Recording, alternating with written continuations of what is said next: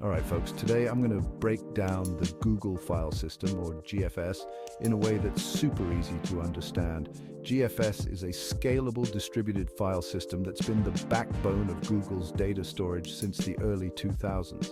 Imagine having to store and access massive amounts of data across thousands of machines. That's what GFS does, efficiently and reliably.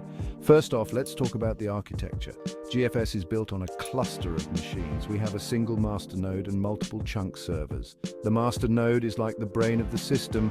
It knows where everything is stored.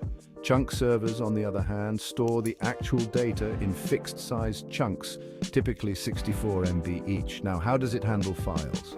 When you want to read or write a file, your request first goes to the master node. The master checks its metadata to determine which chunk servers hold the data you need. Then, it directs your request to the appropriate chunk servers.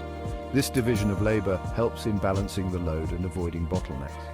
But what about reliability? GFS has that covered too. Every chunk is replicated across multiple chunk servers. Typically, there are 3 replicas of each chunk, so even if one server fails, the data is still accessible from other replicas. This redundancy is crucial for data integrity. Now, let's discuss how GFS handles large files. Large files are broken down into smaller chunks, which are then distributed across multiple chunk servers.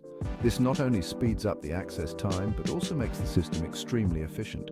Each chunk can be accessed and processed independently, allowing for massive parallelism. What about updates and changes? GFS uses a system called leases to manage writes. The master grants a lease to one of the chunk servers, making it the primary replica for a chunk. This primary then coordinates with the other replicas to ensure consistency. It's a smart way to handle concurrent modifications without conflict. Finally, let's talk about fault tolerance. The master node periodically communicates with chunk servers to check their status. If a chunk server goes offline, the master re-replicates the chunks to other servers to maintain the desired number of replicas.